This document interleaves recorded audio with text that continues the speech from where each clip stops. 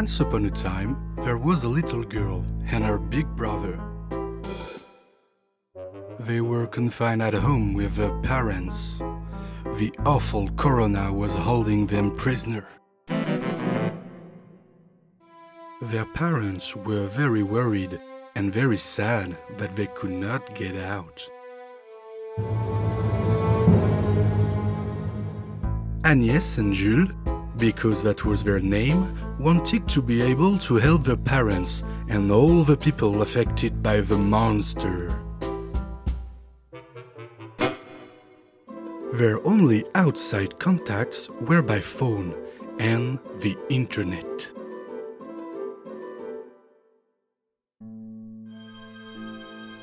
Time seemed very long to them. They were bored. They were looking for a way to help people. All their friends were unhappy with the situation and began to despair. With every day passing, they could notice the sadness of their friends. Every time they spoke to them, they felt the boredom and despair that hit them. But they found that sharing moments with them invigorated them. What can we do to help them more? Agnès and Jules talked about it very often and thought about how to find a solution to fight this horrible virus. They were beginning to seriously sink into despair, especially since it seemed to them that their parents were helpless in the face of this monster. What could they do? They realized that when they talked to their friends, they got better. And better when they could make them laugh by telling them jokes or wonderful stories. How can we make this happen to all their friends at the same time?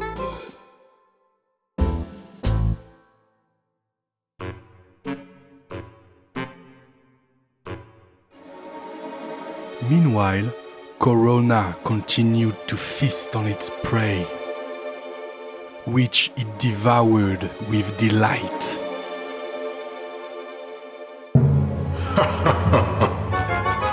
This flesh is delicious. I am enjoying it. The world is wonderful. It is a giant and fabulous pantry. Let us eat. Let us have lunch. Let us enjoy this wonderful banquet. Let us nibble. Let us devour. Let us swallow. Let us gulp. My appetite has no limit. The more time passed, the more the virus spread its dirty paws on the world.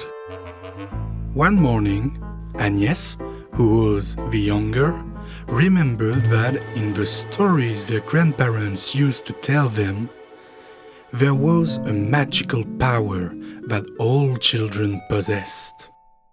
The power of imagination. What if it was not just a myth? What if this power really existed? That would be fantastic.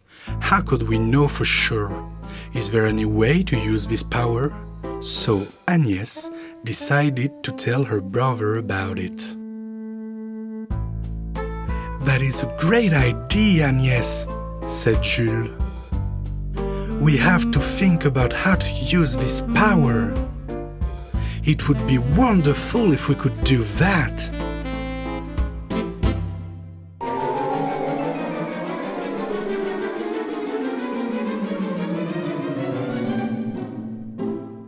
Let us imagine that horrible beast will not be able to catch us if we stay inside. Yes, exactly, said Agnès. So, let us imagine that we can get inside the computer or telephone cables. Let us imagine that we are so microscopic that we can sneak inside those wires.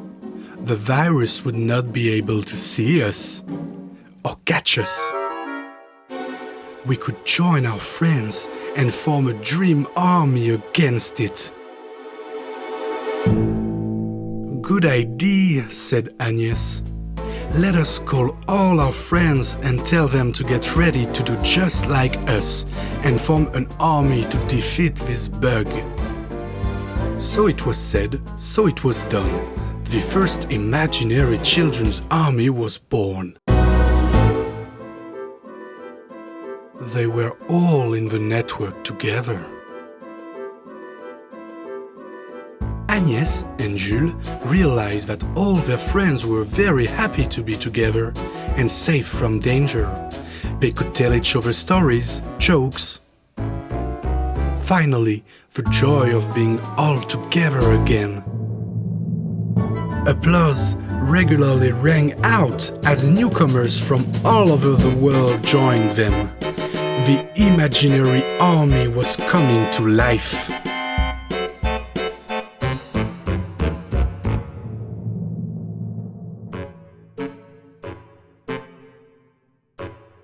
Corona, on the other hand, continued to devour.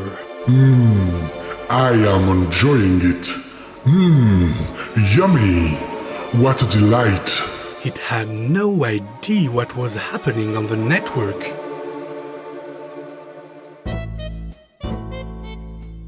The children, thus camouflaged, made small groups that could go to people's homes to bring them a little joy and, thus, live better this confinement.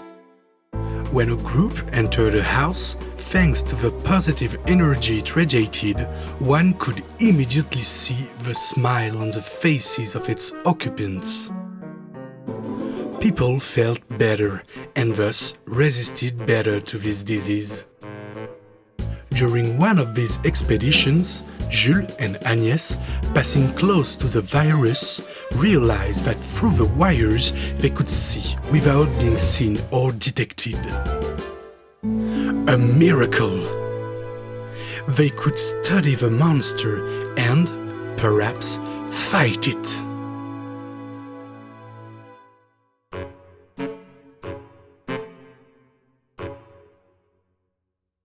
Corona was hideous. It looked like a big, plump, hairy worm with hundreds and hundreds of legs. Most with sneakers and some with flippers. It could move very, very quickly, and anywhere with that. And devour everything in its path. One morning, a large number of children from the other side of the world told how the electric wires they were using had started to swing in the air at their passage, probably because of the enormous energy they were all releasing together.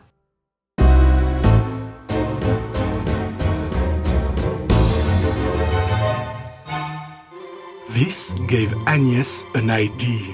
What if we could use these cables as ropes to trap Corona? That is a fabulous idea, Agnès, said Jules. We will have to practice to control the movement of the ropes. We should be able to use them as lassos.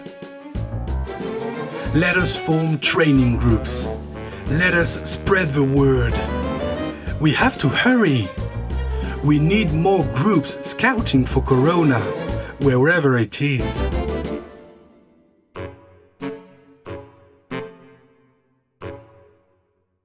In the meantime, Corona continued its activities. It stalked new prey and pounced on it, more ravenous than ever. Je vais te dévorer. Je ferai de toi qu'une bouchée. Tu pourras pas m'échapper. Je suis coronavirus. Tu n'es qu'un petit minus. Et je dirais même plus. J'en voudrais toujours plus. Tu peux bien te planquer, j'arriverai bien à te trouver. Tu ne pourras pas te cacher.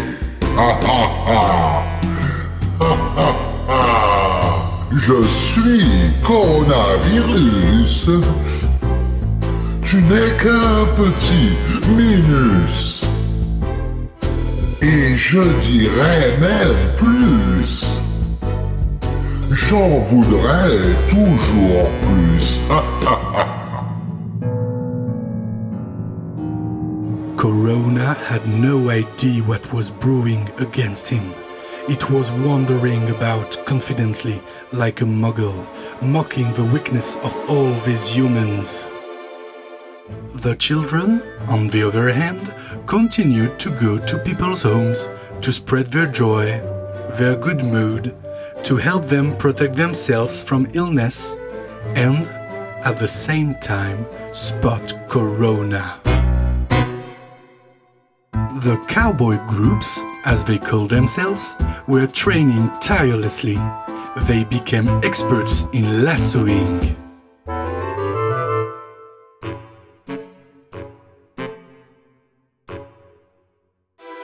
Corona began to notice a change. Some people were beginning to resist it. It did not understand what made them stronger. They are trying to resist me. Poor buggers. They do not stand a chance. It could not notice the cables that sometimes moved around him. It did not pay any attention to them. Agnès and Jules, who were coordinating the training sessions, finally decided that the cowboys were ready. Time had come. They grouped together the Indians, that's what they had called the scout groups, to find out where Corona was and finally capture it. They launched the attack. The cables that were in the monster vicinity began to move, ripple and twirl around it.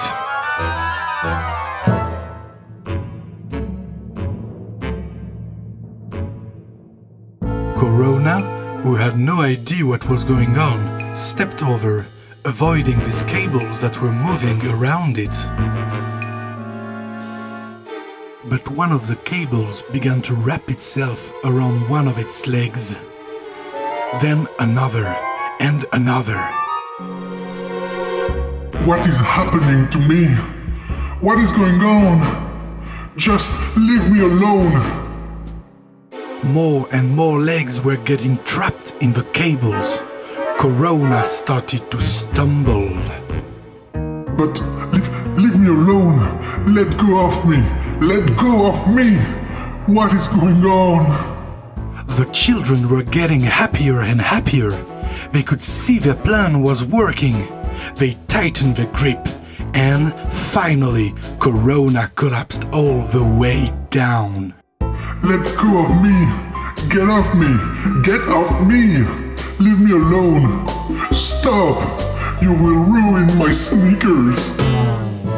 The children tied Corona up like a big sausage. They were victorious. Corona was down. If the parents had listened a little, they could have heard cries of joy in all the cables in the world.